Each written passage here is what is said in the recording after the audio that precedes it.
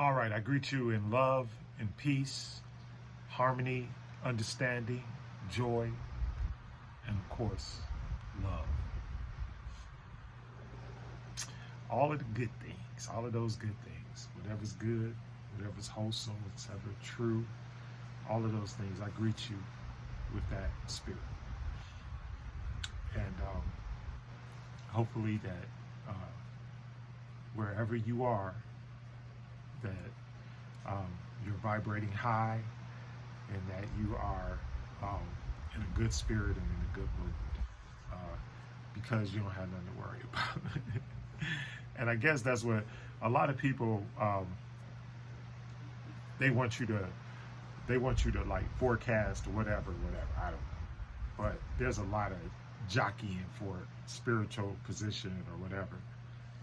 But as close as that I can come to what I've seen in my lifetime, this is about as close to like the end of the self-fulfilling prophecy of the King James Bible, because the King James Bible is the self-fulfilling prophecy of the Caucasian race. They wrote it, they've lived it, they've had an opportunity to profit from it and everything else. So it is what it is. But on the other side of that is the fact that you still have to pay the consequences or the karma, whatever you want to call it, of balance. There's balance. Everything has to eventually balance out.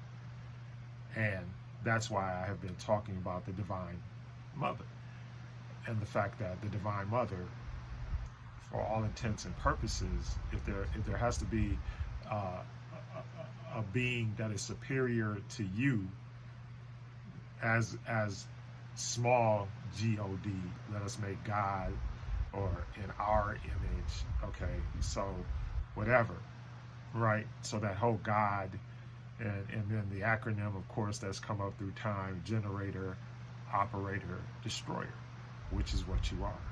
You can generate, or manifest, this is the big word now.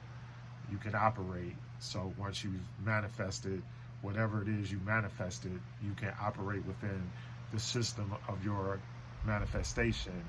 And then finally, you can also destroy things. So you have the ability to destroy, to kill, to tear down, to do whatever.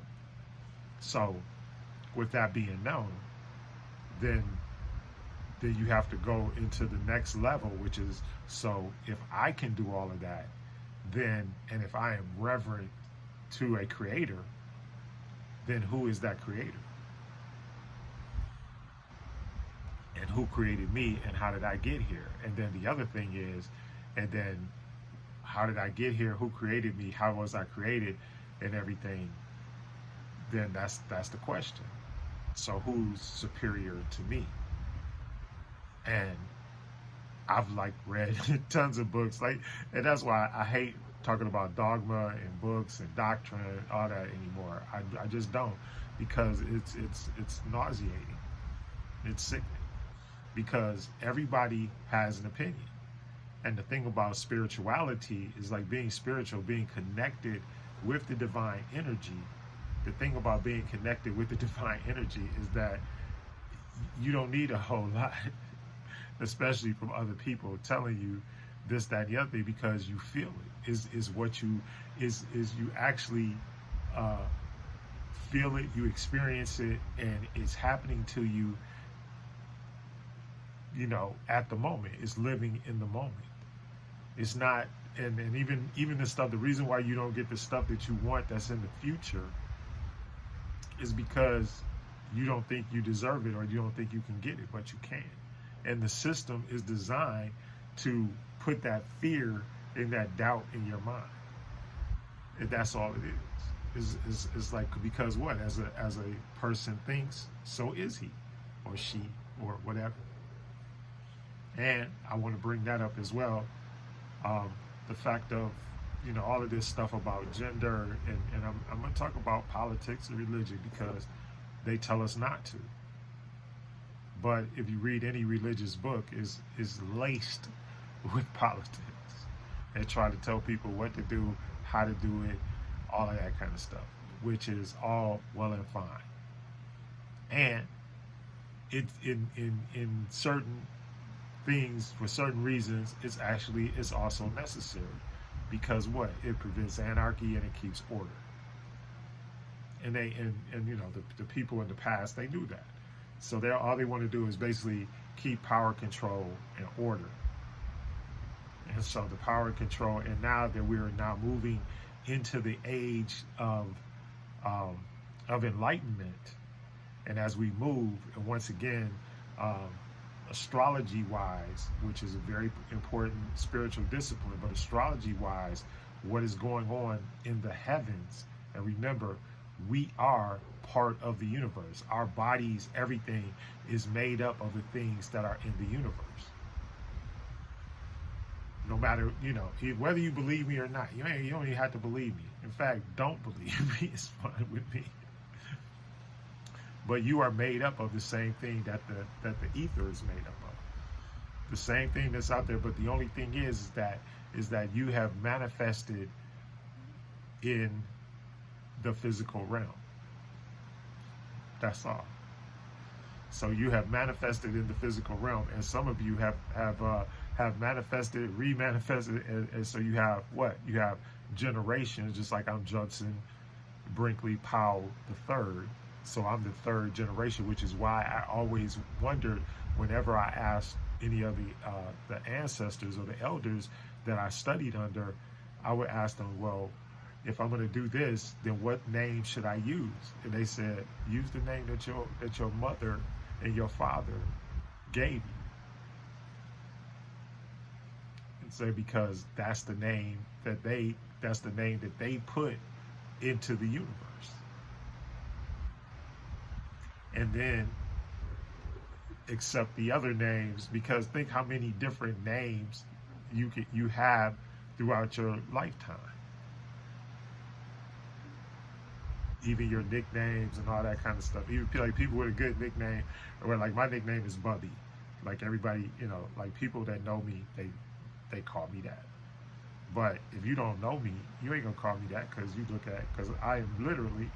But my other name, like my formal name, would be Judson Brinkley Powell. Well, Master Judson Brinkley Powell III. I'm sorry that I forgot the one. I forgot Doctor. So it would be.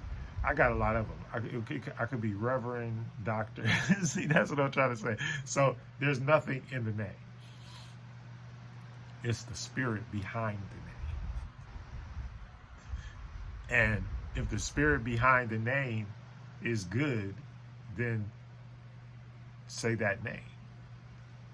Simple, right? So that brings me to Jesus and to the stuff. And one thing that I studied on this week was because there's a very beloved friend of mine, and I'm talking about beloved. And so, so we kind of interacted about the Proverbs and the Psalms. And the reason why, so I reached out to him, and then, it wasn't really like the response that I thought I was going to get, but hey, he's a spiritual free agent. But this is the thing: when I was in jail, I went to jail for 9 months. I was in jail for 9 months. I was in the belly of the beast, so called, but actually I was in the womb of the primordial mother. And so while I was there, and at that time I was still like heavily into Jesus, like I was like the Jeeziest freak. I was the Jesus of the Jesus freaks. Okay, so I remember at that time, and so I go into jail accused of something that I did not do at all. Completely, maybe not completely like innocent in life, but definitely not guilty of what they said I did. All right, so I don't want to make people think I was like a saint or nothing like that. That was not the case. how else and ever I should not have been in jail, especially under the circumstances that I went to jail under. But long story short, I get there and I meet a brother named Houston, Robert Houston. Okay, and my grandfather in the building where he worked as a lawyer in Detroit, there was another guy in the building, a black guy, and his name was Robert Houston, and I remember him from being, but he died like years ago, right? And him and my grandfather been off the earth for like years, right? And so this dude tells me, he's like, yeah, so I'm in jail. This dude tells me, he's like, where you from? And this, that, and the other thing. I told him I was from Detroit, and then, it was like we started talking. Long story short, he's like, yeah, man, I saw you on television. And I said, you saw me on television because at that time I had a ministry and I would come on television on Sundays. So he said, yeah, I saw you on television. I said, oh, okay. And he said, so what? And I explained to him what happened and whatever. And I was like, but what I'm going to do is now, I said, we just going to push in. And so every morning at Grand Rising, every Grand Rising, as it came, right, we would sit there and we would recite and read and meditate on the Psalms and the Proverbs. And then at night, we would, because we ended up being cellmates, we would pray in tongues at midnight. Every night we would start praying in tongues. And so, and we're just doing this. And so all of a sudden, it's like abundance beyond abundance, like takes us over in jail. In jail, I'm talking about like people that have never been to jail, you don't understand there's like a jail culture, like, right? So the dude with the most soups and the most honey buns, he win, he's winning, right? He's like I lied to you not. Okay, well, first of all, when we first started, there was just me and him in this room, because there was like off from where you eat or whatever, there was like a all-purpose room, and you could go in there, after meals or stuff like that. They would like give you a little bit of chill time or whatever if you were on good behavior and stuff like that. And so every night, boom, boom, boom, every day, every night, we was in there, and then we started doing Bible study at 7. And so every night, Bible study at 7, we would get up in the morning, we would do Psalms and Proverbs, Bible study right before, and then boom, and then when the lights was on and everything, we would wait until midnight, and then and we would just like start praying and praying and praying and praying, and we prayed. And I remember the most powerful one, we were in there on the supposed New Year's Eve for the Gregorian calendar, and we were literally like, you could feel the spirits move in that place. I mean, it was powerful, and so then after that, but it was just through us doing the prayers and all of that, and praying for everybody. The next thing you know, like I said, we have abundance beyond abundance. All of the different factions. See, because in jail, everybody is super segregated. The Mexicans stay to themselves, the blacks stay to themselves, and then the blacks are split into Christians and Muslim usually, and then you have the white boys that are like the Christian nationalists, and then you have the atheist, Nazi, evil white boys, or whatever you. I don't even look. I'm not saying that. I'm just observing what I observed. Okay, I'm just relaying what I observed while I was there. So I'm there, and that's it. And so, but the funny thing about it is, so situations started to occur, but the Spirit started allowing me like vision into like what was happening to people. And so, and so, and then of course, you're in jail, so you got haters.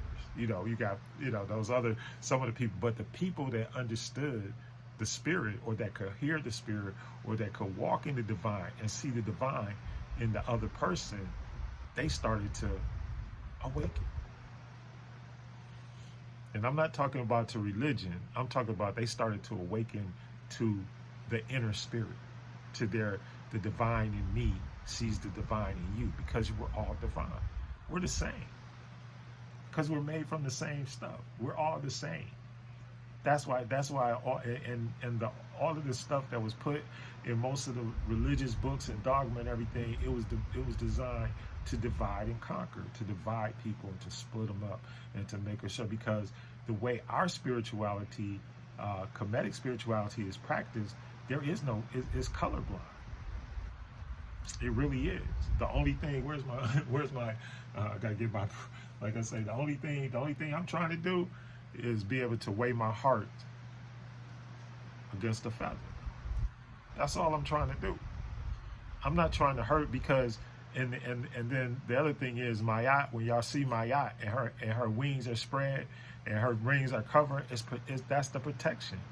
That's the secret place of the Most High. Will dwell where? In the shadow of the Almighty. But y'all don't. But y'all believe something. It doesn't. I'm telling you from a spiritual standpoint, for somebody that's put in spiritual work, put in the work. And I'm telling you, this stuff that I'm telling you will be revealed to you, and your life will be much easier. Because what you're doing is, everybody, and this is the other thing, everybody is trying to manipulate the spiritual realm so that their life here in the physical realm will be easier. That's everybody.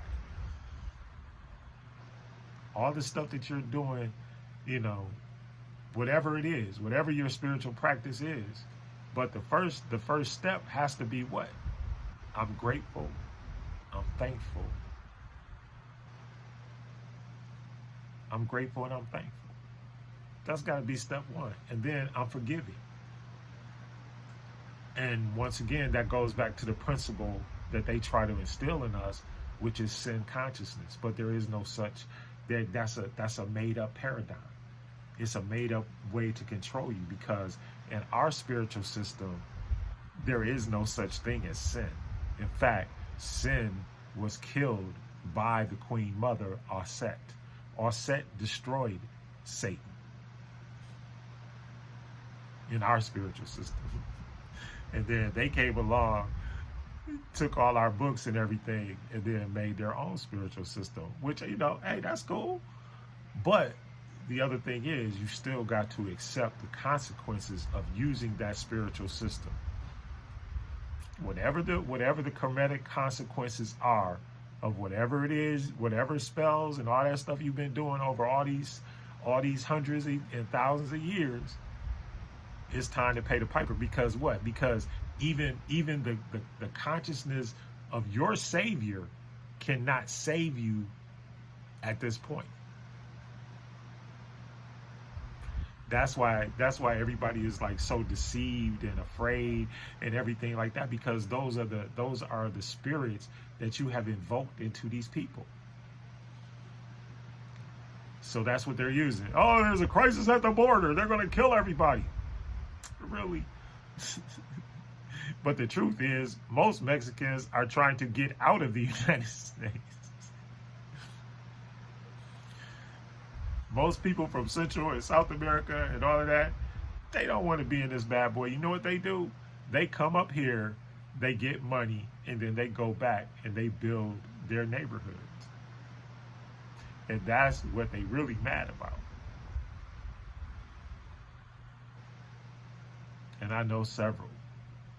And they build, and even Europeans from the United States are moving into those areas because they know they can get, like, I can get a beachfront house in Mexico, like on the beach. I'm talking about on the beach, Baja Peninsula, wherever I want, like 10 grand. How long I got to work over here to get 10 grand?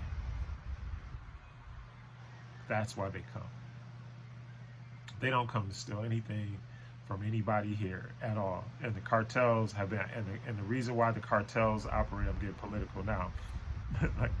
like when I'm prophesying, I'm like, look, I'm in my natural mind, I'm in my spiritual mind. Well, right now I'm getting my political mind. But they don't want to be here. They don't want to be here. They just came here because it's a way to get money so that they can, you know, escalate their families within society. That's it. They're very hardworking. They're very family oriented. In fact, more family oriented than any, you know, it's way more family oriented than the president. These are beautiful, spirited people. And then let's go move on to that. Everybody that's on the planet, and this is as a standpoint of being a Kemetic priest, and with a heart of pastoral care, and also just like, I have to say this, but there are no such thing as chosen people. Everybody here is the result of the primordial mother. Everybody has no, and all the other stuff that you want to practice, you want to do, that's your business. That's why in our spirituality, in our spiritual system, we say to honor all altars. Whatever it is that you're doing spiritually, that's your business. The thing is, just don't harm anybody else while you're doing it. That's it. And then especially don't harm any children or anything like that. See, that's the whole thing. Like when you're you know, condoning pedophilia and homosexuality against minors, that's a problem. Between consenting adults, no problem. You're consenting adults. You can do what you want. That's your business. But when somebody is, in fact, and according to scripture, it should be no child below the age of accountability, whatever that age of accountability is. In most cultures, it's about 13 or 14 years old. So definitely nothing below that age. But to me, it should be 18, and in some cases, it probably should even be 21. I mean, you got to be 21 to drink. But you mean to tell me you can get a gender change operation at 13? See, that's the problem. It's not that somebody wants to change their gender. The problem is that at least let them be cognizant enough and aware enough to be able to do it. And if they get to that age and they say, okay, that's their business. God bless them. Keep them. Protect them. And that's the thing about it. You have made all of these people fearful, which is not of God. That's not the divine mother to make everybody afraid and fearful. And now, like remember, when the righteous are in power, the people rejoice. Remember, right before the election, how everybody felt the optimism, the good feeling, the good vibration, the vibe that was there. The reason why that was because the people were happy, and so Mama was happy.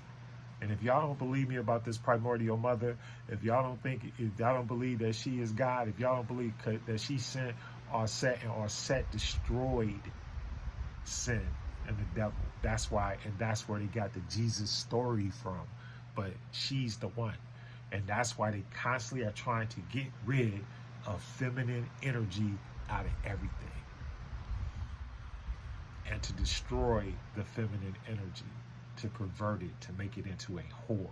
Think about the words in Revelation. Oh, that's why they're over-sexualizing black women, because black women are the direct descendant of the primordial mother. And you can call me whatever, you can call me a simp or whatever, but guess what? Simping ain't, just like pimping ain't easy, or simping ain't easy either. If you really want to take care of your wife, if you really want to take care of your woman, if you really want to be that husband, you know, stop, don't play with me. Seriously, don't play with me. The same, you know, law of attraction, same energy you kick out is the same energy you got to kick back. See, I pay attention.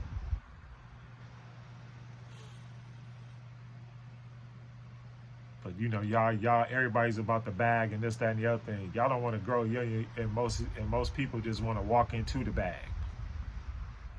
Really? Or most people don't want. Just like even now, we boycotting products and stuff like that. But we got to stay diligent. Remember, Montgomery bus boycott wasn't 2 days. Y'all trying to microwave this. You can't microwave this. You got to stay diligent. Go find people that love you. Don't go where you're tolerated. Go where you're celebrated. And all of these people, I know all of these black people that got rich off of these companies, Target and all that kind of stuff. And I can hear it in their voice because I've listened to all of them. And I can hear it in their voice. They're like, oh, I want to go, but the money. I want to do that, but my family. I want to do that, but this is what's going to happen. But this is where we have to start supporting these people. See, go directly to their direct website. If you like their products, don't go to Target and buy them, but buy them anyway. It's a sacrifice. Okay, so it's a little bit more difficult. So I can't just run on to the easy place and click and it's there. But that's the sacrifice of this boycott. We have $1.4 trillion in buying power. The problem is that we're directing that buying power to the wrong people, and they're taking that money and they're using it to perpetrate evil against us all, regardless of race, creed, color, sexual orientation, whatever it is. Y'all got all these little problems, but guess what? Oh, that's the other thing. It's just like loot. It's like there are less than, well, at one point, I guess now more diagnosed, but anyway, more cases have been diagnosed, but there's less than 2% of the entire population of the world has gluten allergies. But we got all of this, but they've been charging us extra for gluten-free-ish for a long time. All right, I just put that out there like that. Okay. The second thing is, you know, with the whole, everybody in the alphabet community, whether, you know, transgender, LBGTQIA plus, I think I got it right. And if I didn't, I love y'all. I don't care if I messed it up, but it wasn't because I don't love you. Okay, now, everybody that's on the planet, there's no chosen people. And everybody that's on this MF right now, this rock right now, they supposed to be here. And everybody got a different assignment. Everybody ain't like you. We are not monolithic. Even black people. Black people, we're not monolithic. Everybody's different. Same thing, white people, they ain't monolithic. That's why they got Democrats and Republicans in the first place, right? Because everybody, conservatives, everybody ain't the same. But with that being said, there are denominators, single common denominators where we are all the same. And there's only two things that keep you on this rock, and that's your breath and your blood.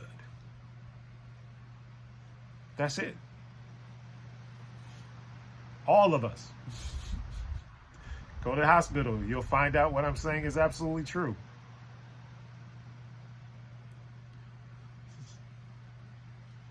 And the reason why I wanted you to know that all those Proverbs and Psalms came from the Pharaoh Amenemhotep. He was in Thebes. He was in hiding when he wrote that stuff.